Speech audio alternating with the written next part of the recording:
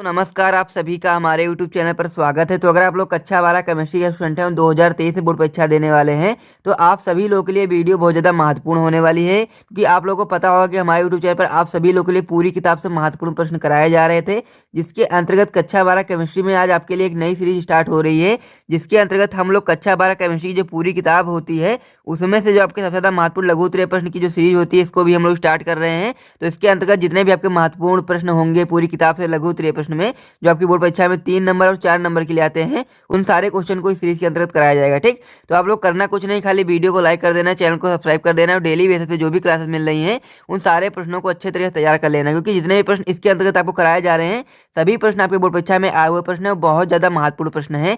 तो एक भी प्रश्न को आपको मिस नहीं करना है अगर आपको 90-95% तक स्कोर करना है अपनी बोर्ड परीक्षा 2023 में। ठीक, तो वीडियो में आगे बढ़ने से पहले मैं आपको बताना चाहता हूं कि अगर आप लोग क्लास 12 केमिस्ट्री के सभी इंपॉर्टेंट क्वेश्चन आंसर चाहिए जो भी यूट्यूब पर कराया जा रहा है, तो उसका चार्ज केवल 21 रुपये है। तो जिनको भी ज्वाइन करना है, डिस्क्रिप्शन में आपको मेरा व्हाट्सएप नंबर मिल जाएगा, आप लोग मुझसे कॉन्टैक्ट कर लीजिएगा। और जो चाहते हैं कि उनको इंपॉर्टेंट क्वेश्चन आंसर भी मिल जाए, साथ में नोट्स भी मिल जाए, यानी कि notes plus important question answer. Notes का मतलब ये है कि क्लास 12 केमिस्ट्री के जितने भी चैप्टर हैं उन सभी का नोट्स मिल जाए, साथ में इंपॉर्टेंट क्वेश्चन आंसर भी मिल जाए, तो चार्ज केवल 50 रुपीज़ है। ठीक, तो जिनको भी इंपॉर्टेंट क्वेश्चन आंसर चाहिए उनके लिए चार्ज केवल 21 रुपये है, और जिनको notes plus important question answer चाहिए उनके लिए चार्ज केवल 50 रुपीज़ है। ठीक, तो जिनको भी ज्वाइन करना है, डिस्क्रिप्शन में आपको मेरा व्हाट्सएप नंबर मिल जाएगा, आप लोग मुझसे कॉन्टैक्ट कर सकते हैं। तो चलिए दोस्तों, अब हम लोग वीडियो को शुरू करते हैं, और जो आपका लघु उत्तरीय प्रश्न का टॉपिक था इसको स्टार्ट करते हैं और एक एक करके अच्छे से सारे प्रश्नों को समझते हैं, साथ में सोल्यूशन भी उसका करने वाले हैं। ठीक, तो चलिए दोस्तों वीडियो को शुरू करते हैं। उत्तरी में जो पहला महत्वपूर्ण प्रश्न होने वाला है वो आपका है फ्रैंकल और शार्की दोष को उदाहरण से समझिए। इसमें आपको बताना है कि फ्रैंकल दोष क्या होता है और शार्की दोष क्या होता है, और दोनों को उदाहरण से आपको समझाना है। ये आपकी बोर्ड परीक्षा में 14 में, 16 में और 20 में पूछा गया प्रश्न। ठीक है, हो सकता है कि आपका फ्रैंकल दोष अलग से पूछ लिया, शार्की को अलग से भी पूछ सकता है। ठीक है, तो ये बहुत ही महत्वपूर्ण है। ठीक है, तो आपको ध्यान से देखना क्या होता है फ्रैंकल दोष, क्या होता है शार्की दोष। ठीक है, तो पहले हम लोग जानेंगे फ्रैंकल दोष के बारे में, उसके बाद हम लोग शार्की दोष के बारे में जानेंगे। ठीक है, तो पहले हम लोग देखते हैं क्या होता है फ्रैंकल दोष। देखिए, तो आपका फ्रैंकल दोष होता है क्या होता है, देखिए, यह पराय धनायन के अपनी जाल की स्थिति को त्याग कर अंतर्काशीय स्थान में चले जाने का उत्पन्न होता है। देखिए, इसमें लिखा हुआ है यह दोष आयनों प्राय धनायन के अपनी जाल की स्थिति को त्याग कर अंतर्काशीय स्थान को ग्रहण कर लेने का उत्पन्न होता है। मतलब ये होगा जो आपका जो फ्रैंकल दोष होता है क्या होता है, धनायन के अपनी जाल की स्थिति को त्याग कर अंतर्काशीय स्थान में चले जाने का ही उत्पन्न होता है, उसे हम लोग फ्रैंकल दोष कहते हैं। ठीक है, ये आपका होगा फ्रैंकल दोष। देखो, जो आपका यह दोष होता है वो प्राय उन आयनिक यौगिकों में पाया जाता है जिसमें क्रिस्टल संरचना की समन्वय संख्या का मान क्या होता है, कम होता है। देखिए, इसमें लिखा हुआ है यह दोष प्राय उन आयनिक यौगिकों में पाया जाता है जिनमें क्रिस्टल संरचना की समन्वय संख्या का मान कम होता है। ठीक है, तथा जो ऋणायन का आकार होता है क्या होता है, वो धनायन के आकार से काफी अधिक होता है। देखिए, इसमें ये भी लिखा हुआ है क्या, ऋणायन का आकार जो होता है वो धनायन के आकार से काफी अधिक होता है। मतलब ये हो गया कि आपका जो फ्रैंकल दोष पाया जाएगा किसमें पाया जाएगा, यह दोष प्राय उन आयनिक यौगिकों में पाया जाएगा जिसमें क्या होगा, क्रिस्टल संरचना की समन्वय संख्या का मान कम होगा तथा ऋणायन का आकार धनायन के आकार से काफी अधिक होगा। उदाहरण के तौर पर हम लोग देख सकते हैं जो आपका जो हो गया AgBr हो गया, AgCl हो गया, AgI हो गया और ZnS हो गया, ये आपके फ्रैंकल दोष के एग्जाम्पल होते हैं। ठीक है, तो आपका हो गया फ्रैंकल दोष, इसे आप लोग नोट करेंगे। उसके बाद आपके हम लोग बढ़ेंगे अपने अगले दोष की तरफ। जो आपका अगला दोष है क्या है, शार्की दोष। ठीक है, तो हम लोग समझते हैं क्या होता है शार्की दोष। आइए देखिए, देखिए जो शार्की दोष होता है क्या होता है, वो समान संख्या में धनायनों एवं ऋणायनों के लुप्त होने के कारण, मतलब समान संख्या में धनायनों एवं ऋणायनों के गायब होने के कारण उत्पन्न होता है। देखिए, इसमें लिखा हुआ है यह दोष जालक से समान संख्या में धनायनों एवं ऋणायनों के लुप्त होने के कारण उत्पन्न होता है। ठीक है, जो शार्की दोष होता है क्या होता है, वो जालक से समान संख्या में धनायनों एवं ऋणायनों के लुप्त होने के कारण उत्पन्न होता है। ठीक है, और शार्की दोष प्राय उन आयनिक यौगिकों में पाया जाता है जिसमें क्या होता है, क्रिस्टल संरचना की समन्वय संख्या का मान क्या होता है, अधिक होता है। इसमें लिखा हुआ है देखिए, शार्की दोष प्राय उन आयनिक यौगिकों में पाया जाता है जिनमें क्रिस्टल संरचना की समन्वय संख्या का मान अधिक होता है। ठीक है, और इसमें जो धनायन और ऋणायन का जो आकार होता है क्या होता है, लगभग बराबर होता है। इसमें लिखा हुआ देखिए, तथा इसमें लिखा हुआ देखिए, तथा धनायन एवं ऋणायन लगभग समान आकार के होते हैं। ठीक है, इसमें क्या होगा, देखिए इसमें जो शार्की दोष होगा वो शार्की दोष प्राय उन आयनिक यौगिकों में पाया जाएगा जिसमें क्रिस्टल संरचना की समन्वय संख्या का मान अधिक होता है। ठीक है, तथा धनायन एवं ऋणायन के जो आकार होते हैं लगभग समान होते हैं। उदाहरण के तौर पर हम लोग देख सकते हैं जैसे CHCl होगा, देखिए इसमें लिखा हुआ है। उदाहरण के तौर पर हम लोग देख सकते हैं जैसे आपका CHCl हो गया, KBr हो गया, KCl हो गया और NaCl हो गया, AgBr हो गया, सारे आपका किसके, शार्की दोष के एग्जाम्पल। ठीक है, यहाँ पे जो आपका AgBr लिखा हुआ आपका फ्रैंकल और शार्की दोनों दोष का उदाहरण होता है। ठीक है, तो अब ये बहुत महत्वपूर्ण था। ठीक है, आपको पता होना चाहिए। ठीक है, तो ये आपका हो गया फ्रैंकल दोष और शार्की दोष, इसे आप नोट कर लीजिए। इसके बाद हम बढ़ेंगे अपने अगले प्रश्न की तरफ। आपका जो अगला महत्वपूर्ण प्रश्न देखिए, इस आपसे पूछा है कि राउट्स का वाष्प दाब अवनमन नियम लिखिए, इसकी सीमाएं भी लिखिए। इसमें आपको बताना है कि राउट्स का वाष्प दाब का अवनमन नियम क्या होता है तथा इसकी सीमाएं क्या होती हैं। यह आपकी बोर्ड परीक्षा में 2016 में, 11 में, 18 में और 9 में और 12 में भी पूछा गया प्रश्न। महत्वपूर्ण प्रश्न देखिए 5 से 6 बार रिपीट हुआ है, इसके यानी कि संभावना आपकी बोर्ड परीक्षा में बननी है। तो आपको पता होना चाहिए क्या होता है राउट्स का वाष्प दाब का अवनमन का नियम तथा उसकी सीमाएं क्या होती है। इसका जो फॉर्मूला बनता है बहुत ही महत्वपूर्ण होता है, उसके न्यूमेरिकल भी आते हैं। ठीक है, तो आपको ये पता होना चाहिए क्या होता है राउट्स का वाष्प दाब का अवनमन। ठीक है, तो हम लोग यहाँ से जानते हैं क्या होता है राउट्स का नियम। देखिए, राउट्स के नियम के अनुसार क्या होता है, किसी विलेन के वाष्प दाब का आपेक्षिक अवनमन विलेय पदार्थ के मोल प्रभाज के बराबर होता है। मतलब ये हो गया, किसी विलेन के वाष्प दाब का जो आपेक्षिक अवनमन होता है क्या होता है, वो विलेय पदार्थ के मोल प्रभाज के बराबर होता है। इसमें देखिए लिखा हुआ है, किसी विलेन के वाष्प दाब का आपेक्षिक अवनमन विलेय पदार्थ के मोल प्रभाज के बराबर होता है। जिसे हम लोग कैसे लिख सकते हैं, P - PS/P बराबर N1 बटे N1 प्लस N2, ठीक है। यहाँ पे जो आपका जो P क्या है, यहाँ पे जो आपका P है विलायक के वाष्पदाब है, और जो PS क्या है आपका विलयन का वाष्पदाब है, ठीक है। आपका जो आपका जो N1 N2 है वो क्या है, वो क्रमशः क्या है, विलय तथा विलायक के ग्राम अणुओं की संख्या है, ठीक है। तो यहाँ पे लिखा हुआ देखिए, तो आपका ये फार्मूला क्या बनेगा, P माइनस PS अपान P बराबर N1 प्लस N2, ठीक है।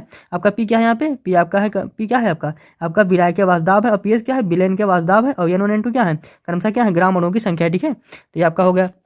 यहाँ पे देखिए लिखा भी हुआ है, जहाँ पे P तथा PS क्या है क्रमशः विलायक तथा विलयन के वाष्पदाब है, और N1 N2 क्या है तथा N1 N2 क्रमशः विलय तथा विलायक के ग्राम अणुओं की संख्या है, ठीक है। ये आपका होगा राउट का नियम। अब हम लोग इसकी सीमाएं क्या होती है वो भी जान लेते हैं। देखिए क्या होती है सीमाएं, जबकि पहली सीमा होती है क्या होती है, देखिए जो राउट्स का नियम होता है वो तनु विलयनों पर लागू, मतलब आपका ये हो गया जो राउट्स का नियम होगा क्या होगा, वो तनु विलयनों पर लागू होगा, सांद्र विलयन पर राउट्स का नियम लागू नहीं होगा। इसमें लिखा हुआ है राउट्स का नियम तनु विलयनों पर लागू होता है, सांद्र विलयन राउट्स के नियम से विचलन प्रदर्शित करते हैं, मतलब वो राउट्स जो आपका सांद्र विलयन होता है वो राउट्स के नियम को फॉलो नहीं करते, ठीक है। तो आपका पहला पॉइंट हो गया। आपका जो दूसरा पॉइंट है देखिए इसमें क्या है, यह नियम केवल आवासशील पदार्थों के विलयनों पर लागू होता है, मतलब ये हो गया जो आपका राउट्स का नियम होगा केवल आवासशील पदार्थों के विलयन पर ही लागू हो गया, ठीक है। आपका दूसरा पॉइंट हो गया। आपका जो तीसरा पॉइंट क्या है देखिए, आपका है वैद्युत अपघट्ट के विलयनों पर राउट्स का नियम लागू नहीं होता, मतलब ये हो गया जो वैद्युत अपघट्ट के जो विलयन होते हैं उस पर राउट्स का नियम लागू नहीं होता, ठीक है। तो आपका ये तीसरा पॉइंट हो गया। आपका जो चौथा पॉइंट क्या है देखिए इसमें लिखा हुआ है, जो पदार्थ विलयनों में संगुणित हो जाते हैं उन पदार्थों के विलयन भी राउट्स के नियम का पालन नहीं करते, मतलब ये है जो पदार्थ विलयनों में संगुणित हो जाते हैं, ठीक है, वो पदार्थ भी राउट्स के नियम का पालन नहीं करते। ये आपका चौथा पॉइंट है, ठीक है। इसमें क्या है देखिए, जो पदार्थ विलयनों में संगुणित हो जाते हैं उन पदार्थों के विलयन भी राउट्स के नियम का पालन नहीं करते, ठीक है। तो आपका होगा राउट्स का नियम और उसकी सीमाएं, इसे आप लोग नोट कर लीजिए। उसके बाद हम बढ़ेंगे अपने अगले प्रश्न की तरफ। आपका जो अगला महत्वपूर्ण प्रश्न क्या देखिए, इसमें आपसे पूछा है कि पराशर दाब को उदाहरण से समझाइए। ये आपकी बोर्ड परीक्षा में 2014 में पूछा गया प्रश्न, बहुत ही महत्वपूर्ण प्रश्न, आपको पता होना चाहिए क्या होता है पराशर दाब। अगर आपको नहीं पता इसे आप नोट करेंगे तथा इसको आपको याद कर लेना है कि पराशर दाब क्या होता है, ठीक है। तो पहले हम लोग समझते हैं क्या होता है पराशर दाब, ठीक है। तो आइए हम लोग देखते हैं क्या होता है पराशर दाब। जो पराशर दाब होता है उसे हम लोग पी से अथवा पाई से हम लोग डिनोट करते हैं, ठीक है। तो पहले हम लोग समझते हैं क्या होता है पराशरण, उसके बाद हम लोग पराशर दाब को भी देख लेंगे, तो ठीक है। तो पहले देखिए क्या होता है आपका पराशर। देखिए अर्ध पारगम झिल्ली से होकर किसी शुद्ध विलायक से विलयन में अथवा एक तनु विलयन से शांत विलयन में जो विलायक का जो प्रवाह होता है स्वतः वही आपका पराशरण कराता है। देखिए इसमें लिखा हुआ है अर्धपारगम झिल्ली से होकर किसी शुद्ध विलायक से विलयन में अथवा एक तनु विलयन से शांत विलयन में विलायक का स्वतः प्रवाह क्या कहलाता है आपका पराशरण कहलाता है, ठीक है। अब हम लोग जानते हैं क्या होता है पराशर दाब। देखिए किसी विलयन का जो पराशर दाब होता है उस बाह्य दाब के बराबर माना जा सकता है जिसे विलयन पर आरोपित करने पर क्या होता है पराशरण की क्रिया अगर रुक जाए, जिसे हम लोग पराशर दाब को देखिए। इसमें क्या होता है, किसी विलयन का जो पराशर दाब होता है उस बाह्य दाब के बराबर माना हम लोग मान सकते हैं, ठीक है, जिसे विलयन पर आरोपित करने पर क्या हो पराशरण की क्रिया अगर रुक जाए, जिसे हम लोग पराशर दाब कहते हैं, ठीक है। उदाहरण के तौर पर हम लोग देख सकते हैं, देखिए यहाँ पे लिखा हुआ है आपका कि देखिए लोहे के एक बंद पात्र में विलयन व विलायक को अर्धपारगम झिल्ली द्वारा पृथक पृथक रखने पर कुछ समय पश्चात क्या होगा पराशरण की क्रिया शुरू हो जाएगी, ठीक है, तथा पिस्टन पी पर लगा जो दाब होगा वो बढ़ जाएगा, जो कि दाब मापी द्वारा हम लोग माप सकते हैं। देखिए यहाँ पे आपका एक डायग्राम बना हुआ, देखिए यहाँ पे आपका देखिए आपका एक सिस्टम बना हुआ, ठीक है। यहाँ पे आपका विलयन है पूरा, यहाँ बीच में विलायक जल, विलायक क्या है जल है, ठीक है। अब बीच में आपका अर्धपारगम झिल्ली लगी हुई है, आपका दाब मापी लगा हुआ है, आपका प्रेशर भी अप्लाई है, ठीक है। तो हम लोग देखिए इसमें लिखा हुआ ये आपका लिखा हुआ है, देखिए तो हम लोग लोहे के एक बंद पात्र में विलयन व विलायक को अर्धपारगम झिल्ली द्वारा पृथक पृथक रखने पर कुछ समय पश्चात क्या होगा पराशरण की क्रिया शुरू हो जाती है, ठीक है, तथा पिस्टन पी पर जो दाब है वो बढ़ जाएगा, जो कि क्या होगा दाब मापी द्वारा, मतलब हम लोग इसके द्वारा उसको माप लेंगे, ठीक है। इस प्रकार क्या होगा देखिए इस बार क्या होगा पिस्टन पी पर दाब बढ़कर पराशरण की क्रिया को रोक दिया जाएगा, ठीक है, तथा दाब मापक द्वारा दाब का अंतर, इससे हम लोग क्या होगा, इससे हम लोग क्या करेंगे जो दाब का अंतर होगा उसे हम लोग ज्ञात कर लेंगे, ठीक है। क्या दाब ही विलयन का पराशर दाब, ठीक है। मतलब ये हो गया यहाँ से क्या होगा जब हम लोग यहाँ से अंतर निकालेंगे जो आपको जो बड़ा हुआ दाब आएगा वही आपका विलयन का पराशर दाब कहलाएगा, ठीक है। तो आपका होगा पराशर दाब, इसे आप लोग नोट करेंगे। उसके बाद हम बढ़ेंगे अपने अगले प्रश्न की तरफ। महत्वपूर्ण प्रश्न क्या देखिए आपसे पूछ रहा है कि मानक इलेक्ट्रोड विभव क्या है, इलेक्ट्रोड विभव ई और इलेक्ट्रोड विभव इनर, जिसे हम लोग मानक इलेक्ट्रोड विभव कहते हैं, हमें संबंध आपको बताना है।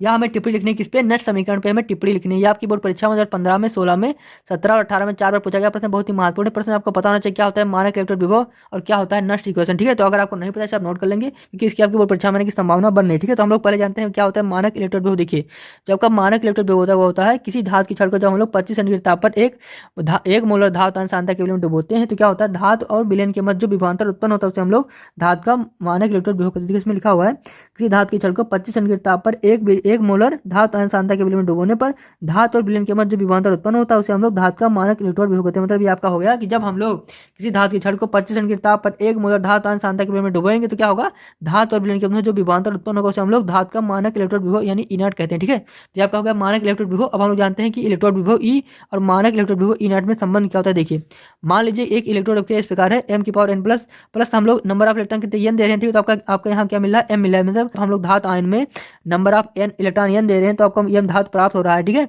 तो हम लोग आगे देखते हैं कि जो आपका नेक्स्ट इक्वेशन होता है उसके अनुसार क्या होता है। देखिए हम लोग देखते हैं क्या होता है नेक्स्ट के अनुसार, किसी ताप T पर धातु इलेक्ट्रोड m/m⁴ के विभव E और विलयन में धातु आयनों की सांद्रता m⁴ में निम्नलिखित संबंध होता है। क्या होता है देखिए, E बराबर क्या होता है, E बराबर E0 - 2.303 RT/NF log 10 1/m⁴n+, ठीक है। ये आपका क्या होता है, इसे हम लोग नेक्स्ट इक्वेशन भी कहते हैं, ठीक है। ये आपका दोनों के बीच में रिलेशन भी होता है, ठीक है। यहाँ पे देखिए जो आपका जहाँ पे जो E0 क्या है, आपका धातु का मानक इलेक्ट्रोड विभव जिसे हम लोग वोल्ट में मापते हैं, ठीक है। यहाँ पे R क्या है, आपका R है गैस नियतांक, जिसकी वैल्यू कितनी होती है 8.312 joule kelvin inverse mole inverse होती है, ठीक है। आपका यहाँ पे ठीक है परमताप, जिसे हम लोग केल्विन में नापते हैं। अब ये क्या है आपका फैराडे नियतांक है, जिसकी वैल्यू कितनी है 96,485 होती है, ठीक है। यहाँ पे एन क्या है आपका, एन है इलेक्ट्रोड, जो आपका एन है क्या है, इलेक्ट्रोड अपकिरण में भाग लेने वाले इलेक्ट्रॉन के मोलों की संख्या, जिसे हम लोग एन कहते हैं, ठीक है। तथा आपका m⁴n+ क्या है, विलयन में धातु आयनों की सक्रियता है, ठीक है। जिसे हम अथवा इसे हम लोग और भी कह सकते हैं कि मोल पर लीटर में जिसे हम लोग व्यक्त करते हैं, उसे भी हम लोग कह सकते हैं, ठीक है। जो आपका m+n क्या है, विलयन में धातु आयनों की सक्रियता है, ठीक है। तो ये आपका होगा क्या, आपका होगा नेक्स्ट इक्वेशन, इसे आप नोट कीजिए, बहुत ही महत्वपूर्ण प्रश्न था ये, ठीक है। उसके बाद हम लोग बढ़ेंगे अपने अगले प्रश्न की तरफ। महत्वपूर्ण प्रश्न क्या देखिए, इसमें आपसे पूछा कि प्रबल तथा दुर्बल विद्युत अवघट्टों को उदाहरण से बताइए। यह आपकी बोर्ड परीक्षा में 2019 में पूछा गया प्रश्न, बहुत ही महत्वपूर्ण प्रश्न, आपको पता होना चाहिए क्या होता है प्रबल तथा क्या होता है दुर्बल विद्युत अवघट। अगर आपको नहीं पता है आप नोट करेंगे, क्योंकि इसके भी आपकी बोर्ड परीक्षा में की संभावना बनने, ठीक है। तो अगर आपको पता होगा तभी वहाँ पे आप इसको लिख पाएंगे, ठीक है। तो हम लोग पहले जानते हैं क्या होता है प्रबल विद्युत अवघट, उसके बाद हम लोग दुर्बल विद्युत अवघट के बारे में भी जानेंगे, ठीक है। तो पहले हम लोग देखते हैं क्या होता है प्रबल विद्युत अवघट। देखिए वह विद्युत अवघट जो जलीय विलयन में या अन्य ध्रुवीय विलायकों के साथ बने विलयन में लगभग पूर्णतः आनित हो जाते हैं, उसे हम लोग प्रबल विद्युत अवघट कहते हैं। जैसे देखिए इसमें लिखा हुआ है, वह विद्युत अवघट जो जलीय विलयन में या अन्य ध्रुवीय विलायकों के साथ बने विलयन में लगभग पूर्णतः आनित हो जाते हैं, उसे हम लोग प्रबल विद्युत अवघट कहलाते हैं, ठीक है। जैसे NaCl हो गया, KCl हो गया, HCl हो गया, ये सारे पूर्णतः आनित हो जाते हैं, ठीक है। इसे हम लोग प्रबल विद्युत अवघट कहते हैं। तो आपका क्या होगा प्रबल विद्युत अवघट, आपका ये हो गया, ठीक है। तो अब हम लोग जानते हैं क्या होता है दुर्बल विद्युत अवघट। देखिए वह विद्युत अवघट जिनका जलीय विलयन में या ध्रुवीय विलायक के साथ बने विलयन में बहुत कम आयन होता है, मतलब ये है कि वो बहुत कम टूटते हैं, ठीक है। तो यहाँ तक कि अगर हम लोग अधिक तनुता भी बढ़ाएं तो भी उसका पूर्णतः आयन नहीं होगा, ठीक है। मतलब ये है तो तनुता बहुत बढ़ा भी दे फिर भी ये पूर्णतः उनका आयन नहीं होता है, ठीक है। तो उसे हम लोग दुर्बल विद्युत अवघट कहते हैं। देखिए इसमें लिखा हुआ है, वह विद्युत अवघट जिनका जलीय विलयन में या ध्रुवीय विलायकों के साथ बने विलयन में बहुत कम आयन होता है, यहाँ तक कि अत्यधिक तनुता पर भी पूर्णतः आयन नहीं होता, ठीक है। उसे हम लोग दुर्बल विद्युत अवघट कहलाते हैं, ठीक है। जैसे उदाहरण के तौर पर CH3CH मतलब एसिटिक एसिड हो गया, NH4OH हो गया, SCN हो गया, सारे क्या है आपके दुर्बल विद्युत अवघट कहलाते हैं, ठीक है। तो ये आपका होगा प्रबल विद्युत अवघट, आपका होगा दुर्बल विद्युत अवघट, दोनों को आप नोट कर लीजिए, क्योंकि ये बहुत ही महत्वपूर्ण है, आपको बोर्ड परीक्षा में ये प्रश्न आपके आ सकता है, ठीक है। तो इसके बाद हम बढ़ेंगे अपने अगले प्रश्न की तरफ, तो इसे आप लोग नोट कर लीजिए। हमारा बहुत ही महत्वपूर्ण, देखिए इस आपसे पूछा है कि रेडाक्स विभव क्या है, विद्युत रासायनिक श्रेणी के दो उपयोगिता भी आपको बतानी है। इस क्या बताना है, इस आपको बताना कि रेडाक्स विभव हम लोग किसे कहते हैं, जैसे साथ में आपको ये भी बताना है कि विद्युत रासायनिक श्रेणी के दो उपयोग भी आपको बताने हैं।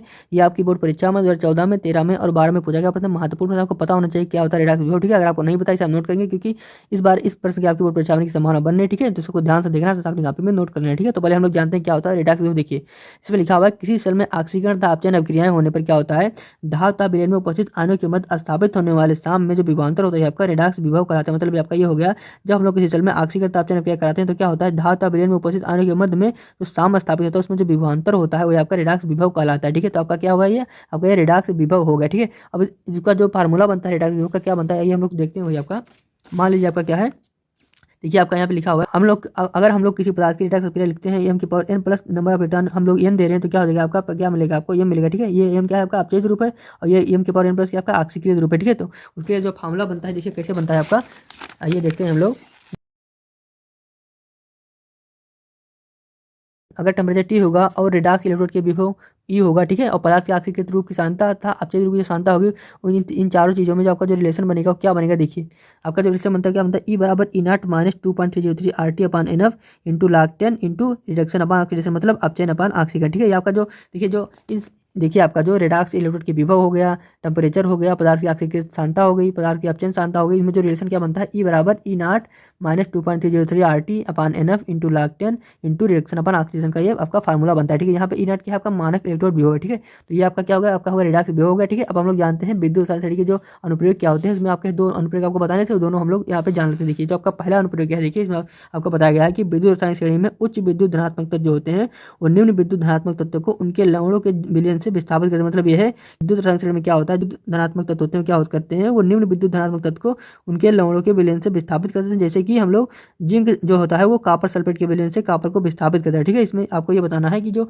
विद्युत रासायनिक श्रेणी होती है उसमें क्या होता है, जो उच्च विद्युत धनात्मक तत्व होते हैं क्या करते हैं, निम्न विद्युत धनात्मक तत्व को उनके लवणों के विलयन से विस्थापित करते हैं। जैसे कि जो जिंक होता है वो क्या करता है, कॉपर सल्फेट के विलयन से कॉपर को विस्थापित कर देता है, ठीक है। तो ये आपका पहला अनुप्रयोग होगा। इसका जो दूसरा अनुप्रयोग क्या है, देखिए इसमें आपसे कहा जा रहा है कि विद्युत रासायनिक श्रेणी में आयरन से नीचे स्थित धातुओं के ऑक्साइड का हाइड्रोजन द्वारा अपचयन, मतलब यह है कि विद्युत रासायनिक श्रेणी में क्या होता है कि आयरन से जो नीचे धातुएं स्थित होती है उनके ऑक्साइड को क्या होता है वो हाइड्रोजन के द्वारा अपचयन हो जाता है, ठीक है। है। ये आपका हो गया 2 अनुप्रयोग, ठीक है। तो क्या हो गया, रेडाक्स भी हो गया तथा आपका विद्युत रसायन श्रेणी की 2 अनुप्रयोग भी आपको हो गए, ठीक है। इसे आप नोट कर लीजिए। इसके बाद हम बढ़ेंगे अपने अगले प्रश्न की तरफ। अगला बहुत ही महत्वपूर्ण प्रश्न होने वाला है आपका है अभिक्रिया की कोटि से आप क्या समझते हैं, तथा इसमें आपको बताना है कि शून्य कोटि की अभिक्रिया के लिए वेग स्थिरांक का मान तथा मात्रा आपको बताना है। यह आपकी बोर्ड परीक्षा में 2020 से लेकर 2005 तक रिपीट हुआ है। बहुत ही महत्वपूर्ण प्रश्न है। यह प्रश्न आपको 100% आपकी बोर्ड परीक्षा में देखने को मिलेगा। इसको आपको ध्यान से देखना है, अपनी कॉपी में नोट कर लीजिए, क्योंकि इसके आने की संभावना 100% बन नहीं, ठीक है। तो पहले हम लोग जानते हैं क्या होता है अभिक्रिया की कोटि, उसके बाद हम लोग शून्य कोटि की अभिक्रिया के लिए वेग स्थिरांक का मान तथा मात्रा भी आपको बताएंगे, ठीक है। तो पहले हम लोग देखते हैं क्या होता है अभिक्रिया की कोटि। देखिए, किसी अभिक्रिया की दर समीकरण में व्यक्त अभिकारकों के सांद्रता पदों की जो घातों का योग बनता है आपका अभिक्रिया की कोटि कहलाता है। देखिए इसमें लिखा हुआ है, किसी अभिक्रिया की दर समीकरण में व्यक्त अभिकारकों के सांद्रता पदों की घातों का योग उस अभिक्रिया की कोटि कहलाता है, ठीक है। उदाहरण के तौर पर हम लोग देख सकते हैं, जब हम लोग हाइड्रोजन और क्लोरीन का जब रिएक्शन करेंगे सनलाइट के प्रेजेंट तो हमें 2HCl बनेगा। जो आपका हाइड्रोजन और क्लोरीन होगा, जो उसके जो सांद्रता पदों की जो घातों का योग बनेगा वही आपका अभिक्रिया की कोटि कहलाएगा, ठीक है। तो ये आपका होगा क्या, अब क्या हो गया अभिक्रिया की कोटि। अब हम लोग जान लेते हैं शून्य कोटि की अभिक्रिया के लिए मात्रक निकाल लेते हैं, किसका, वेग स्थिरांक का। देखिए शून्य कोटि की अभिक्रिया के लिए वेग स्थिरांक का जो वेग स्थिरांक होता है उसका के बराबर क्या होता है, x अपान टी होता है, ठीक है। अगर हम लोग को के का मात्रक पता करना है तो हमको x का मात्रक और टी का मात्रक पता हो जाएगा, तो हमको के का मात्रक भी पता हो जाएगा, ठीक है। तो हम लोग यहाँ से लिखते हैं के का मात्रक बराबर x का मात्रक अपान टी का मात्रक, ठीक है। जो x का मात्रक क्या होता है, मोल अपान लीटर होता है, ठीक है। जो कि टी होता है टाइम होता है, उसका मात्रक क्या होता है, सेकंड होता है। तो आपका जो के का मात्रक बनेगा क्या बनेगा, mole litre unit second unit आपका के का मात्रक बनेगा, ठीक है। तो ये आपका क्या हो गया, शून्य कोटि की अभिक्रिया के लिए वेग स्थिरांक के का मात्रक क्या होगा, mole litre unit second unit आपका मात्रक होगा, ठीक है। तो ये प्रश्न आपका कंप्लीट हो गया। आप नोट कर लीजिए। इसके बाद हम लोग मिलते हैं आपसे नेक्स्ट वीडियो में, तब तक के लिए जय हिंद।